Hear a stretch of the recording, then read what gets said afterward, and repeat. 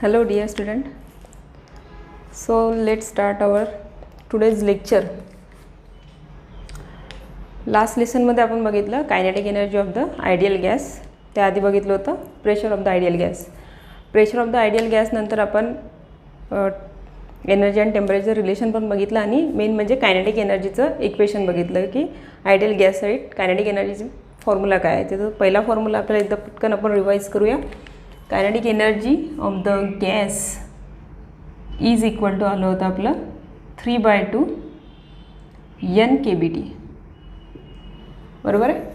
आणि initially formula आला होता आपला kinetic energy is equal to 3/2 PV. हा फॉर्म्युला होता in the form of volume and pressure. आणि मग PV is equal to NRT ideal gas equation put करून फायनली आपलं इक्वेशन आलं होतं kinetic energy equal to 3/2 NkBT for the gas. आणि for each molecule पाहिजे असेल तर kinetic energy number of molecule काय घेतले होते आपण डिवाइडला. तर for each molecule kinetic energy per molecule is equal to 3/2 KBT. Okay, हे आलं होतं आपलं एनर्जीचं रिलेशन. आता आपल्याला बघायचं आहे next part law of equipartition of energy. Equipartition of energy याचं मिनिंग लक्षात येईल, नावामध्येच मिनिंग आहे. इक्वी म्हणजे इक्वल, पार्टिशन म्हणजे तुकडे. एनर्जीचे इक्वल तुकडे होतात. इथं कुठे होतात पण जेव्हा मॉलिक्यूल गॅस मॉलिक्यूल म्हटलं म्हणजे अजम्पशनमध्ये बघितलं आपण की ते रँडम मोशन करत राहतात. ते कधीच स्टडी एका जागी थांबलेले नसतात. ते कंटिन्यू मोशन करतात म्हणजे त्यांच्याकडे कायनेटिक एनर्जी राहते. सो कायनेटिक एनर्जी जर राहते तर ही जी एनर्जी आहे ती कशी डिस्ट्रीब्यूट होते. ते कधी एक्समध्ये ट्रॅव्हल होतात, कधी वायमध्ये. रँडम मोशन म्हणजे आपण सांगू शकत नाही की ते एक्समध्येच ट्रॅव्हल होतील, वायमध्येच होतील, झेडमध्ये.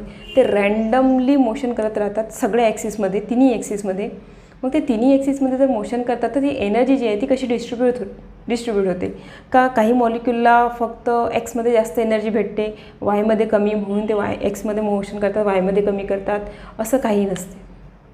इक्वी पार्टिशनचा अर्थ काय आहे की जी एनर्जी असेल मॉलिक्यूलकडे, किती असते मॉलिक्यूलकडे एनर्जी 3/2 KBT.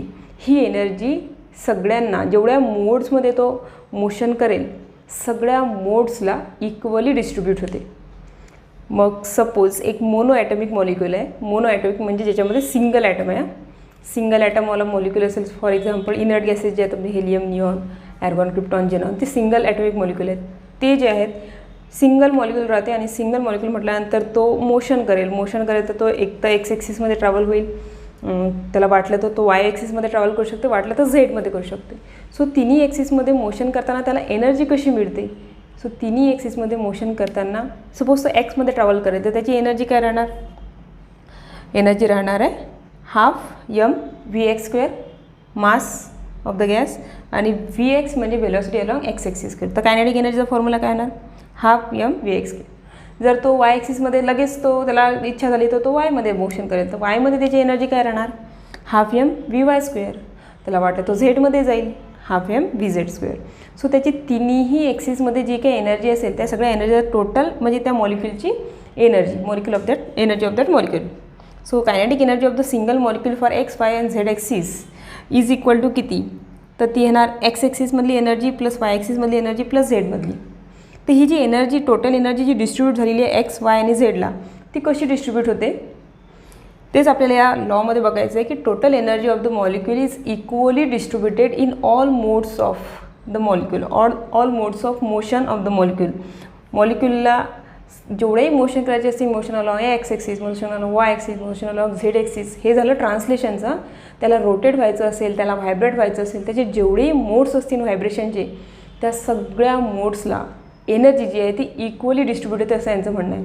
मग इक्वली डिस्ट्रीब्यूट होते तर टोटल एनर्जी राहते 3/2 KBT.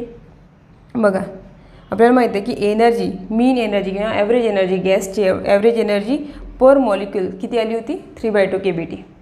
ठीक आहे. So energy of single molecule किती असते 3/2 KBT. आता एवढी एनर्जी आहे तर ही एवढी एनर्जी एक्समध्ये, वायमध्ये आणि झेडमध्ये तिघांनाही भेटली पाहिजे. मग तिघांनाही भेटली पाहिजे ती कशी मिळेल तर ती बघा 3/2 KBT आन्सर कधी येणार जेव्हा ½ KBT एक्सला मिळेल, ½ KBT वायला मिळेल, ½ KBT झेडला मिळेल. सो ½ mv² म्हणजे ॲव्हरेज आहे सगळ्या मॉलिक्यूलचा. हे जे साईन आहे असं हे ॲव्हरेजचं साईन आहे ॲक्च्युली. सगळ्या गॅस मॉलिक्युलचं जर ॲव्हरेज एनर्जी घेतली आपण कायनेटिक एक्स ॲक्सिसची, तेवढीच एनर्जी वायची असते, हाफ mvy², म्हणजे average energy along Y axis, आणि इक्वल आहे म्हणजे तेवढीच एनर्जी कोणाला आहे, झेड ॲक्सिसला, हाफ mvz². जेवढी एक्समध्ये तेवढीच वायमध्ये तेवढीच झेडमध्ये, ती किती, ती इक्वल टू किती असते, हाफ kBt. म्हणजे बघा एक्स ॲक्सिसला मिळेल हाफ kBt, एवढीच एनर्जी कोणाला मिळेल, वायला हाफ kBt, आणि एवढीच एनर्जी कोणाला मिळेल, झेडला हाफ kBt. यांची जर टोटल केली तुम्ही, ही एनर्जी कोणाची आहे, एक्स ॲक्सिसची, ही एनर्जी मिळाली वायला, आणि ही एनर्जी मिळाली झेडला. एवढी एनर्जी प्रत्येकाला मिळेल, सगळ्यांची एनर्जी सेम आहे. आणि टोटल जर तुम्हाला कराल यांची, तर kBt कॉमन, ठीक आहे, half plus half plus half, half plus half plus half, मग बेस सेम आहे, 2 as it is, 1 + 1 + 1 is equal to 3, म्हणजे 3/2 kBt. म्हणजे ही जी एनर्जी आपण काल कॅल्क्युलेट केली होती की एका मॉलिक्युलची एनर्जी 3/2 kBt राहते, ही टोटल एनर्जी आहे मॉलिक्युलची.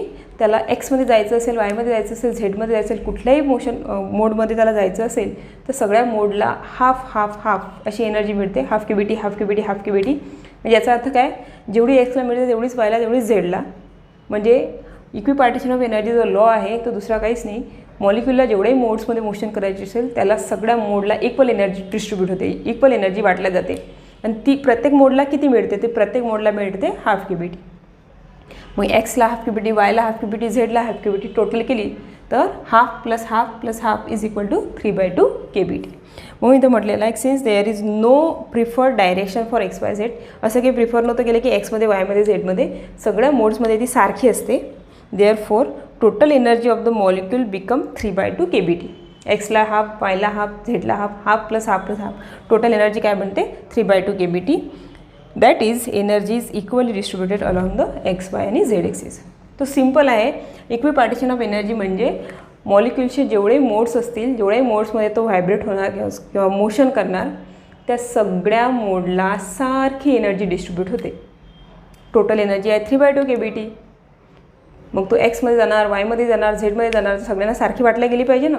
तर प्रत्येकाला किती मिळेल, तर प्रत्येकाला याचे जर 3 तुकडे करसाल तुम्ही, तर हाफ kBt एक्सला, हाफ kBt वायला आणि हाफ kBt झेडला, असं करत करत टोटल एनर्जी बनते 3/2 kBt. म्हणजेच एनर्जी जी आहे ती सगळ्या मोड्सला इक्वली डिस्ट्रीब्यूट होते, आणि त्यालाच म्हणतात law of equipartition of energy.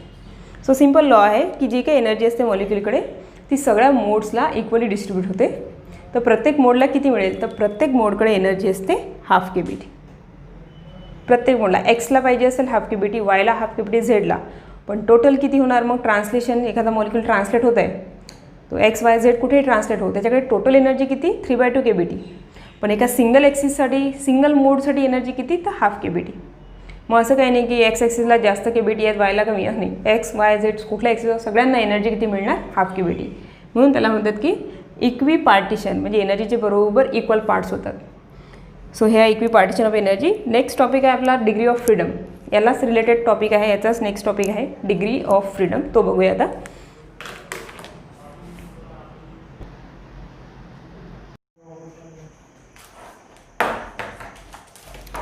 So मुलांनो, नेक्स्ट टॉपिक आहे आपला degree of freedom. So degree of freedom, पहिले बघूया फ्रीडम म्हणजे काय. फ्रीडम म्हणजे जवळपास सगळ्यांनाच माहीत असेल, फ्रीडम आणि आजचा दिवस 15 ऑगस्ट. काय आज, तर आज भारताला फ्रीडम मिळालं होतं. फ्रीडम मिळालं होतं म्हणजे काय मिळालं होतं, आज स्वतंत्रता दिवस आहे आपला, independence day. So first of all happy independence day to all. So बघा किती चांगलं, म्हणजे योगायोग, आज इंडिपेंडन्स डे म्हणजे इंडियाला फ्रीडम मिळालं होतं. आणि आपला टॉपिक आहे डिग्री ऑफ फ्रीडम. सो आपण कशाबद्दल स्टडी करतो आहे, आपण स्टडी करतो आहे गॅसबद्दल आणि गॅसच्या मोशनबद्दल.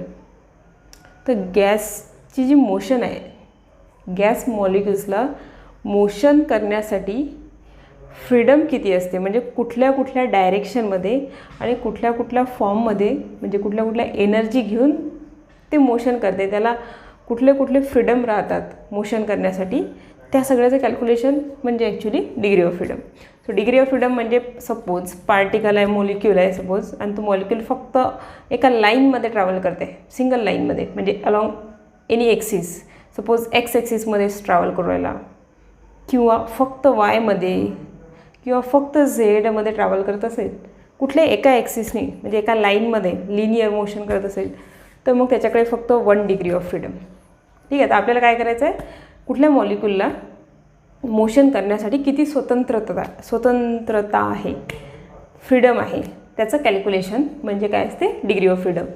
सो सपोज ते एका लाईनमध्ये मोशन करत असेल, तो सिंगल ॲटमिक मॉलिक्यूल आहे, म्हणजे मॉलिक्यूल पण मोनो ॲटमिक म्हणजे फक्त एक ॲटम राहते त्याच्यामध्ये. फॉर एक्झाम्पल हेलियम, निऑन, म्हणजे इनर्ट गॅसेस जे असतात ना, ते मोनो ॲटमिक राहतात, सिंगल ॲटम राहते त्यांच्याकडे. सो ते सिंगल ॲटम मोशन करत राहते इकडे तिकडे. तर ते सपोज फक्त एक्स ॲक्सिसमध्ये ट्रॅव्हल करू राहिले, किंवा अलॉंग वाय ॲक्सिस, किंवा अलॉंग झेड ॲक्सिस, तर एका लाईनमध्ये मोशन करत असतील, त्यांच्याकडे 1 डिग्री ऑफ फ्रीडम. ओके. किंवा असं येऊ शकते की ते एखाद्या प्लेनमध्ये मोशन करतील, एक्स वाय प्लेनमध्ये. सपोज असं हे आहे आपलं Cartesian coordinate Y axis, Z axis, आणि सपोज या प्लेनमध्ये तो मोशन करतो आहे. हा पार्टिकल पहिले इथं होता, नंतर इथं गेला, नंतर इथं गेला, म्हणजे इथं त्यांची व्हॅल्यू जी आहे सपोज हे आहे 3,4,0. इथला कोऑर्डिनेटची व्हॅल्यू जर घेतली आपण 2,2,0, किंवा झेड ॲक्सिस जो आहे तो आपण फिक्स ठेवूया त्याचा मे बी 5,5. आणि याची व्हॅल्यू तुम्ही घेसाल 1,1,5. म्हणजे बघा याचं एक्स ॲक्सिस चेंज होत आहे, वाय ॲक्सिस चेंज होत आहे, आणि झेड ॲक्सिसचे कंपोनेंट 5,5,5 म्हणजे तो कसा आहे, फिक्स आहे, लॉक आहे सपोज. म्हणजे तो कुठल्या प्लेनमध्ये मोशन करतो आहे, अलॉंग झेड ॲक्सिस मोशन नाही चालू, त्याची फक्त वाय आणि एक्स प्लेनमध्ये मोशन सुरू आहे. तर एखाद्या प्लेनमध्ये मोशन असेल तर त्याच्याकडे 2 डिग्री ऑफ फ्रीडम, म्हणजे तो एक्स ॲक्सिस आणि वाय ॲक्सिसच्या प्लेनमध्ये कुठं खालीवर वगैरे मोशन करतो, असं एकाच लाईनमध्ये करतो असं नाही. किंवा मग तो या प्लेनमध्ये मोशन करू शकतो, झेड एक्स प्लेनमध्ये, तर वाय कंपोनेंट कॉन्स्टंट राहणार त्याचा, किंवा वाय झेड प्लेनमध्ये मोशन करायला तर एक्स कंपोनेंट कॉन्स्टंट राहणार. अशा वेळेस समजा कुठल्याही एका प्लेनमध्ये मोशन करत असेल तर त्याच्याकडे काय राहतात, 2 डिग्री ऑफ फ्रीडम. म्हणजे त्याची एक्झॅक्ट लोकेशन सांगण्यासाठी आपल्याला कुठले कुठले कोऑर्डिनेट्स घ्यावं लागतात, त्याचं कॅल्क्युलेशन सिम्पली म्हणजे काय असते, डिग्री ऑफ फ्रीडम. तर डिग्री ऑफ फ्रीडम म्हणजे काही जास्त विशेष नाही आहे. डिग्री ऑफ फ्रीडम म्हणजे फक्त कुठला गॅसचा कुठला मॉलिक्यूल जो आहे त्याला कुठल्या कुठल्या डायरेक्शनमध्ये मोशन करण्याची स्वतंत्रता आहे, त्याला काय म्हणतो आपण, डिग्री ऑफ फ्रीडम.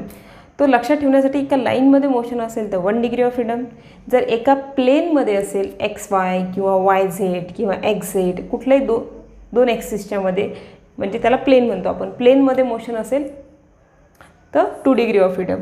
आणि सपोज स्पेसमध्ये मोशन करत असेल, स्पेसमध्ये म्हणजे या रूममध्ये हा पेन जो आहे हा वरती खाली चालला आहे, तर याचे एक्स वाय झेड तिन्ही कोऑर्डिनेट काय होत आहे, चेंज. तर अशा वेळेस स्पेसमध्ये असेल तर आता याचं एक्झॅक्ट लोकेशन सांगण्यासाठी तुम्हाला सांगावं लागेल की या भिंतीपासून त्या भिंतीपासून जमिनीपासून हा नेमका कुठं आहे. ठीक आहे. म्हणजे याचे तिन्ही कोऑर्डिनेट आपल्याला सांगावं लागतील. तर याचं लोकेशन सांगण्यासाठी आपल्याला 3 कोऑर्डिनेट लागतील, एक्स वाय आणि झेड. म्हणजे याच्याकडे काय आहेत, 3 डिग्री ऑफ फ्रीडम.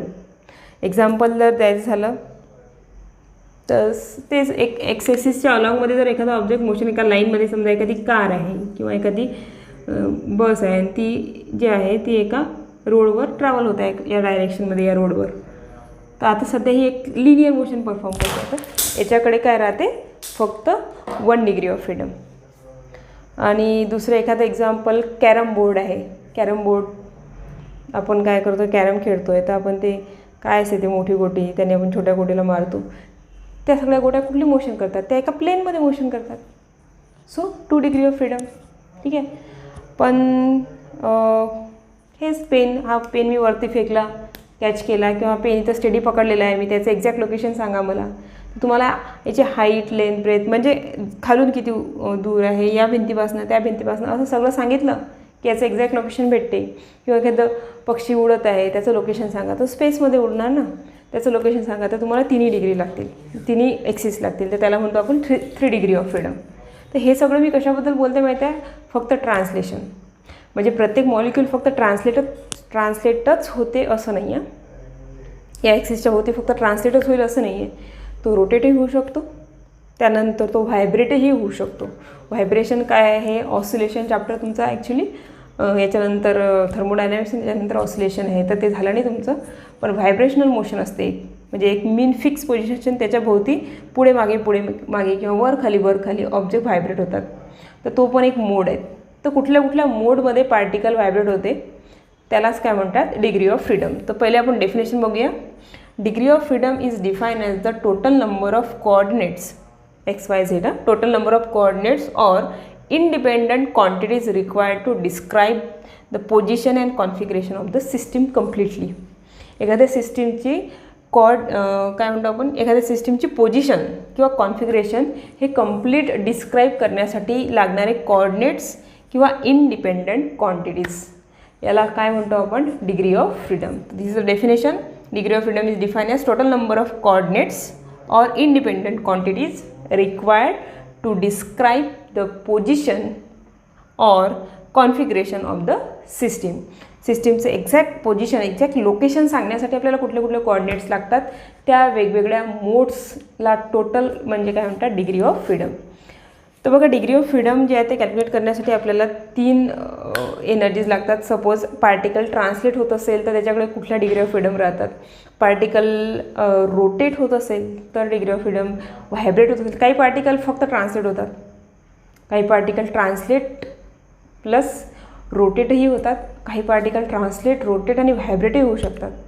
मग अशा वेळेस त्यांची डिग्री ऑफ फ्रीडम वाढत जातात. सो इथे लिहून दिला मी पूर्ण चार्ट्स तयार केला आहे तुम्हाला, की सपोज मोनो ॲटमिक मॉलिक्यूल आहे, मोनो ॲटमिक सिंगल ॲटम असेल त्यांच्यामध्ये. For example inert gases, helium असेल, तर तो हेलियम जो आहे तो जर एक्स ॲक्सिसमध्ये जर गेला, फक्त x axis, along X axis किंवा अलॉंग वाय किंवा अलॉंग झेड, एका लाईनमध्ये मोशन करत असेल तर 1 डिग्री ऑफ फ्रीडम. तो जर एक्स वाय किंवा वाय झेड किंवा एक्स झेड प्लेनमध्ये मोशन करत असेल तर 2 डिग्री. आणि तो जर स्पेसमध्ये मोशन करत असेल, जसं कंटेनर आहे आणि कंटेनरमध्ये तो इकडे तिकडे मोशन करतो आहे, तर त्याच्याकडे 3 डिग्री ऑफ फ्रीडम. तर मॅक्झिमम ट्रान्सलेशन मोड असेल तर 3 डिग्री ऑफ फ्रीडम. पण सिंगल ॲटम असेल ना तर तो फक्त ट्रान्सलेट होणार, तो रोटेटही होणार नाही आणि तो व्हायब्रेटही होणार नाही. कारण याच्यासाठी जे आहे ना बॉन्डिंग लागते आणि ते मोनो ॲटमिक आहे, त्यांच्यामध्ये बॉन्ड नाही आहे, त्यामुळे ते ट्रान्सलेट तर होतील, रोटेट आणि व्हायब्रेट होत नाही. तर त्यांच्याकडे मॅक्झिमम 3 डिग्री ऑफ फ्रीडम राहतात. मोनो ॲटमिक म्हटलं की फिक्स करून घ्यायचं डोक्यामध्ये, मोनो ॲटमिक मॉलिक्यूलकडे 3 डिग्री ऑफ फ्रीडम राहतात, तेही कोणचे, ट्रान्सलेशनचे. मग एनर्जी कशी डिस्ट्रीब्यूट होणार, 3 ट्रान्सलेशनचे मोड, म्हणजे एक एक्ससाठी, वायसाठी आणि झेडसाठी. So half KBT, half KBT, half KBT, equipartition of energy, translational energy. Okay. मग इथे diatomic molecule. So diatomic molecule म्हणजे कसा, यांचा शेप असा राहतो, डंबेल शेप. असं अज्यूम केलं आहे की गॅस मॉलिक्यूल जे आहेत ते कसे राहतात, स्पेरिकल सिंगल असेल तर स्पेरिकल मॉलिक्यूल, आणि हा रॅन्डम मोशन करणार इकडे तिकडे, तर हा ट्रान्सलेट होणार एक्समध्ये, वायमध्ये, झेडमध्ये, तर 3 डिग्री ऑफ फ्रीडम. पण आता आपण काय कशाबद्दल बोलतो आहे, डायॲटॉमिक मॉलिक्यूल म्हणजे 2 ॲटम राहतात त्या मॉलिक्यूलमध्ये. फॉर एक्झाम्पल तुमचं हायड्रोजन आहे, ऑक्सिजन आहे, नायट्रोजन आहे, है ना, 2 सोबत ट्रॅव्हल करतात. अशा वेळेस त्यांचा जो शेप आहे असा राहतो, डंबेल शेप. मग आता हे जे डंबल शेप मॉलिक्यूल आहेत किंवा डायॲटॉमिक मॉलिक्यूल आहेत, हे असे दोघं एक्समध्ये ट्रॅव्हल होऊ शकतात, वायमध्ये सोबत आणि झेडमध्ये, तिन्ही ॲक्सिसमध्ये हे मोशन करू शकतात सोबत. दोघंही एक्समध्ये जातील, दोघंही वायमध्ये जातील, दोघंही झेडमध्ये जातील. म्हणजे यांच्याकडे 3 degree of freedom for translational energy. ट्रान्सलेशनचे 3 ट्रान्सलेट होतील, ते एक्समध्ये ट्रान्सलेट होतील, वायमध्ये, झेडमध्ये ट्रान्सलेट होऊ शकतात. So 3 degree of freedom for translation. त्यानंतर असा एक मॉलिक्यूल आहे आणि असाच एक दुसरा मॉलिक्यूल आहे. हा मॉलिक्यूल याचं मोशन करतो आहे, दुसरा मॉलिक्यूल याला कोलाईड होणार. दुसरा मॉलिक्यूल आला, सपोज हा मॉलिक्यूल आहे, एक मोशन करतो आहे, दुसरा एक मोशन करतो आहे, आणि याला धक्का दिल्यानंतर हा काय होणार, असा रोटेट होणार. म्हणजे हे रोटेट पण होऊ शकतात. मग रोटेट होणार तर मग रोटेशनचे मोड राहतात. रोटेट होणार तर सपोज हा मॉलिक्यूल आहे इथं, ठीक आहे, डंबेल शेप मॉलिक्यूल एक्स ॲक्सिसवर, तर हा रोटेट होताना कसा होईल, हा सपोज वाय ॲक्सिस आहे आणि हा झेड ॲक्सिस आहे, हा असा रोटेट होऊ शकतो. हा कोणत्या ॲक्सिसच्या भोवती रोटेट होऊन राहिला, मग हा झाला याचा axis of rotation Y axis, आणि वाय ॲक्सिसच्या भोवती हा रोटेट होत आहे, आणि हा कोणत्या ॲक्सिसवर आहे, एक्स ॲक्सिसवर. सो एक्स ॲक्सिसवर आहे, पॉईंट मास आहे एक्स ॲक्सिसवर आहे. ॲक्सिसवर असल्यामुळे मोमेंट ऑफ इनर्शिया 0 राहणार, मोमेंट ऑफ 0 राहणार, moment of inertia about X axis काय राहणार 0, कारण की ते ॲक्सिसवर आहेत, एक्स ॲक्सिसवर आहेत. आणि ॲक्सिस ऑफ रोटेशन कोण आहे, वाय, किंवा ॲक्सिस ऑफ रोटेशन काय आहे, झेड. तर moment of inertia about X axis मिळेल आपल्याला, आणि अबाउट वाय ॲक्सिस मिळेल, सॉरी वाय ॲक्सिस आणि Z axis. Moment of inertia about X axis काय राहणार, I about X axis is equal to 0. त्यामुळे एनर्जी कोणती कोणती राहणार, यांच्याकडे एनर्जी राहणार kinetic energy of rotation for Y axis आणि kinetic energy of rotation for Z axis, म्हणजे half I omega Y square आणि half I omega Z square. Kinetic energy for x axis 0 राहणार, कारण की मॉलिक्यूल एक्सिसवर आहेत. कोणत्या ॲक्सिसवर आहे, एक्स, तर एक्सच्या अबाउट मोमेंट ऑफ इनर्शिया 0 राहणार. सो दोनच एनर्जी राहतील यांच्याकडे, energy rotation energy about Y axis आणि rotation about energy about Z axis. तेच जर हा मॉलिक्यूल वाय ॲक्सिसवर असता तर मग कायनेटिक एनर्जी अबाउट एक्स आली असती आणि कायनेटिक एनर्जी अबाउट झेड आली असती. आणि झेडवर असता तर समजा मॉलिक्यूल झेड ॲक्सिसवर असता, या ॲक्सिसवर असता, तर मग तुम्हाला इथं काय आलं असतं, एनर्जी अबाउट एक्स ॲक्सिस आणि energy about Y axis. Z ॲक्सिसची एनर्जी काय आली असती, 0. तर मग याला लागणार हाफ KBT आणि याला लागणार हाफ KBT, कारण की प्रत्येक मोडला हाफ हाफ KBT मिळत असते इक्वी पार्टिशन ऑफ एनर्जीनुसार. सो हे राहणार 2 मोड, म्हणजे ट्रान्सलेशनचे 3 मोड तर आहेतच, सोबत रोटेशनचे 2 मोड ॲड होतील. ठीक आहे. आणि व्हायब्रेट होणार का नाही, तर व्हायब्रेट होईल की नाही होईल हे डिपेंड करते तो मॉलिक्यूलचं नेचर कसं आहे त्याच्यावर. तर कसं आहे, काही मॉलिक्यूल व्हायब्रेट होतात नॉर्मल टेम्परेचरला, काही मॉलिक्यूल होत नाहीत. काही मॉलिक्यूल होतात, काही मॉलिक्यूल होत नाही. तर कुठले मॉलिक्यूल होतात ते तुम्हाला तुमच्या क्वेश्चनमध्ये दिलेलं राहणार, की हा मॉलिक्यूल रिजिड आहे, यांच्यामधला जो बॉन्ड आहे ना डायॲटॉमिकमधला, हा जो बॉन्ड आहे हा बॉन्ड रिजिड आहे. रिजिड स्ट्रॉंग बॉन्ड असेल तर मग हे व्हायब्रेट नाही होतील. आणि हा बॉन्ड जर फ्लेक्झिबल असेल किंवा हा मॉलिक्यूल फ्लेक्झिबल असेल, फ्लेक्झिबल म्हणजे रिजिड नसेल, पक्का नसेल, तर मग हा नॉर्मल टेम्परेचरला पण काय होणार, व्हायब्रेट होणार. मग व्हायब्रेट जर झाला तर व्हायब्रेशन म्हणजे ऑसिलेशन. हां, ऑसिलेशनमध्ये पार्टिकलकडे 2 एनर्जी असतात. त्याची कायनेटिक एनर्जी पोटेन्शियलमध्ये, पोटेन्शियल कायनेटिकमध्ये व्हॅरी होत राहते, कन्वर्ट होत राहते. त्यामुळे त्याच्याकडे 2 मोड असतातच, half KBT for kinetic energy, half KBT for potential energy.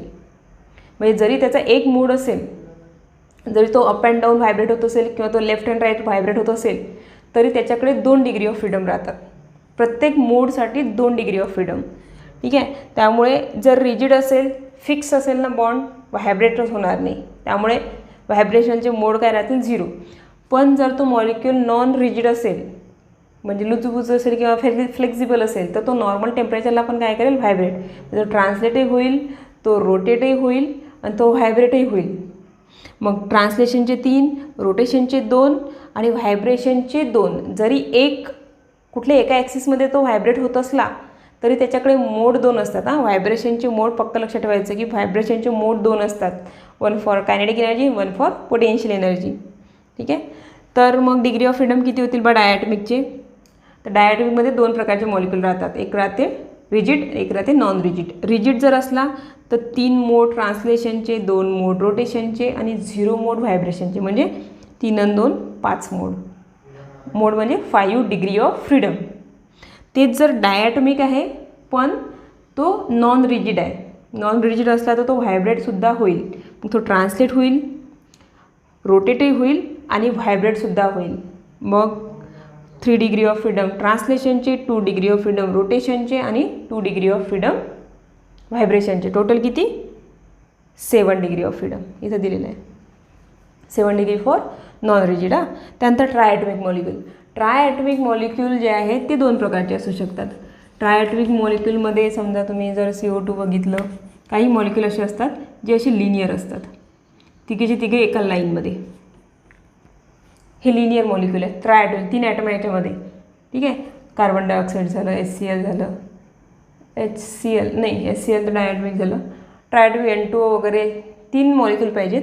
3 मॉलिक्यूलमध्ये जर त्यांचं स्ट्रक्चर असं असेल, आता हे केमिस्ट्रीमध्ये तुम्हाला डिटेलमध्ये माहीत आहे स्ट्रक्चर सगळ्यांचे, पण जर असे लिनियर असतील तर हे तिघेचे तिघे एक्समध्ये जातील, तिघेही वायमध्ये, तिघेही झेडमध्ये, म्हणजे 3 degree of freedom for translation. त्यानंतर हे रोटेट होताना क्लॉकवाईज किंवा अँटी क्लॉकवाईज होतील तर 2 degree of freedom for rotation, किंवा मग हे एक्स ॲक्सिसवर असतील, moment of inertia about Z axis काढायचं असेल, moment of inertia about Y axis काढायचं असेल तर मग ते राहतात 2 डिग्री कोणाचे, रोटेशनचे. ओके, लिनियरसाठी 2 degree of freedom for rotation लिनियरसाठी. आणि 2 मोड्स कोणासाठी राहतात, व्हायब्रेशनचे. व्हायब्रेशनचे 2 मोड्स राहतातच.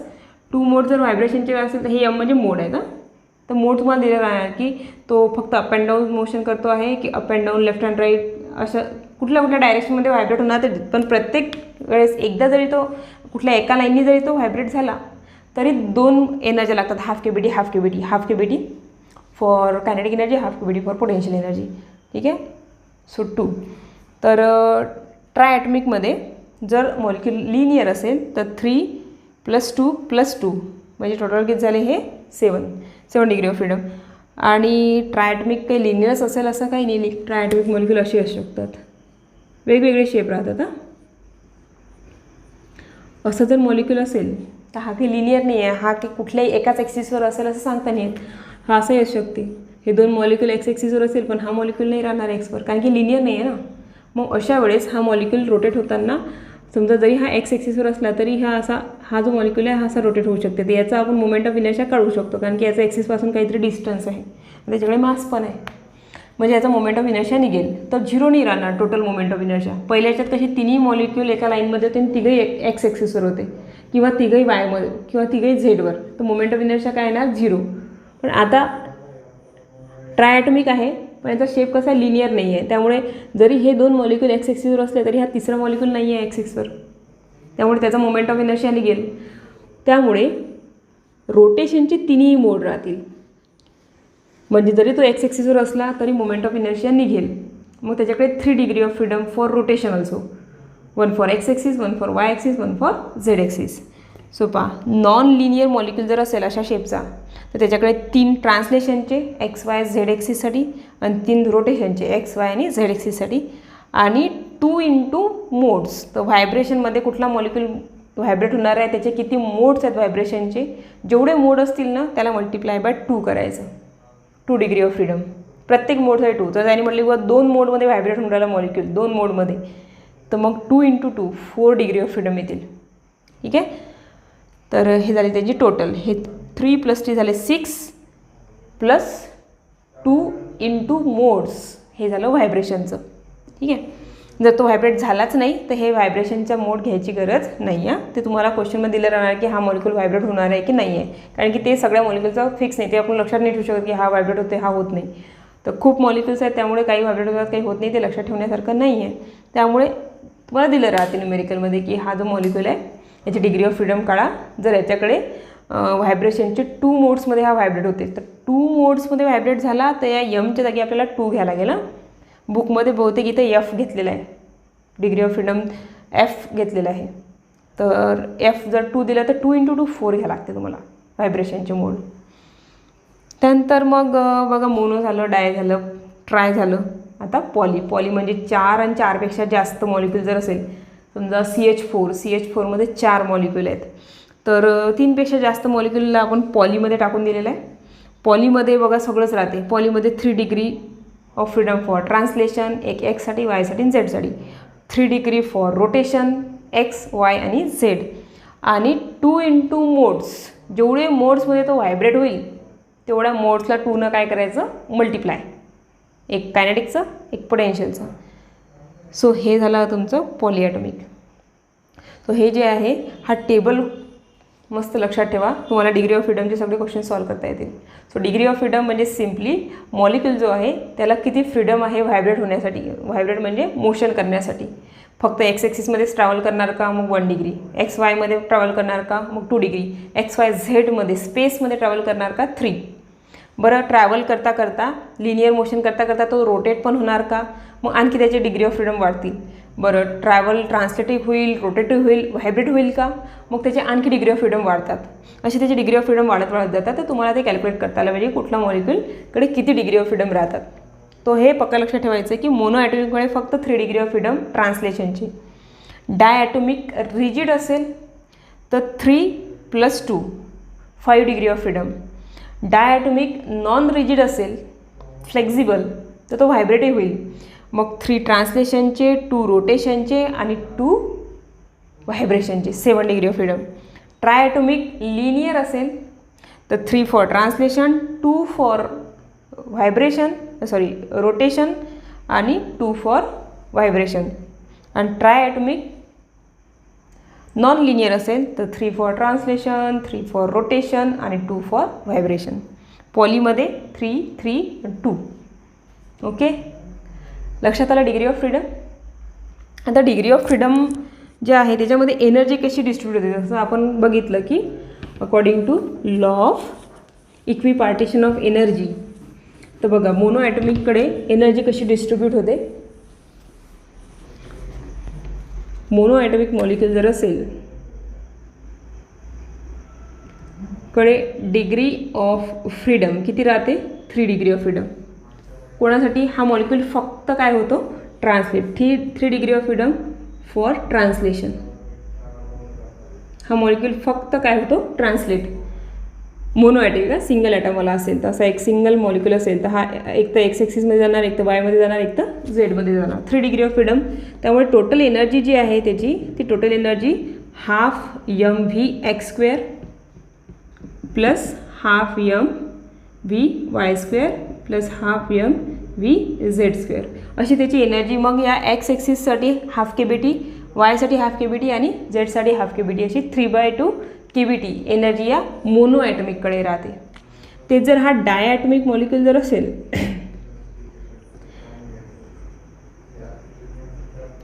तो पण कसा असेल, रिजिड, तर त्याच्याकडे डिग्री ऑफ फ्रीडम किती राहतात. डिग्री ऑफ फ्रीडम तर तो काय होऊ शकते, रिजिड आहे तर तो व्हायब्रेट नाही होणार, तो स्ट्रॉंग आहे व्हायब्रेटिव्ह होणार. तो असा मॉलिक्यूल जेव्हा तो एक्समध्ये जाणार, वायमध्ये जाणार, झेडमध्ये जाणार, कोणी आला धक्का दिला तर रोटेट होणार पण व्हायब्रेट नाही होणार, कारण की तो रिजिड आहे, स्ट्रॉंग आहे.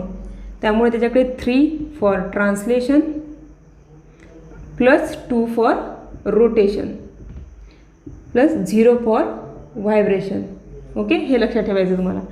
मग एनर्जी बघा, टोटल एनर्जी जी आहे ती ½ mvx² plus ½ mvy² plus ½ mvz² for translation. आता फॉर रोटेशन जर तो एक्स ॲक्सिसवर असेल तर ½ I⍵y² प्लस ½ I⍵z². एक्स ॲक्सिसवर असला तर, वायवर असला तर एक्स आणि झेड येतील आणि झेडवर असला तर एक्स आणि वाय येतील. ज्या ॲक्सिसवर असतील त्या ॲक्सिसचं मोमेंट ऑफ इनर्शिया 0, त्यामुळे तो कंपोनेंट येणार नाही. 2च डिग्री ऑफ फ्रीडम राहतील. आणि प्लस व्हायब्रेशन तर नाही आहे. सो हे झाले 7 modes. ½ kBt, ½ kBt, ½ kBt, 5 modes. Half तिथं एनर्जी येणार 5/2 kBt. ठीक आहे. तर आता डायॲटॉमिक पण कसं राहणार, नॉन लिनियर.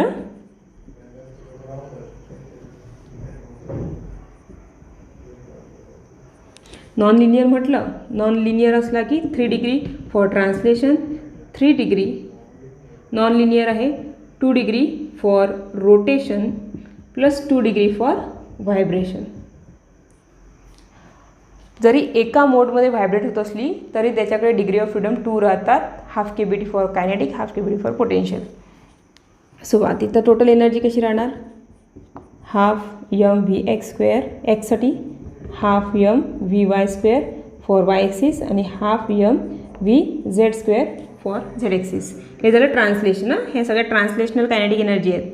आता रोटेशनल कायनेटिक एनर्जीचा फॉर्म्युला काय राहते, ½ I⍵² Y axis plus ½ I⍵² for Z axis जर तो एक्स ॲक्सिसवर असेल तर. हे झालं 2 degree of freedom for rotation किंवा एनर्जी डिस्ट्रीब्युशन फॉर रोटेशन. तर व्हायब्रेशनचा मोड येणार तर तो राहते ½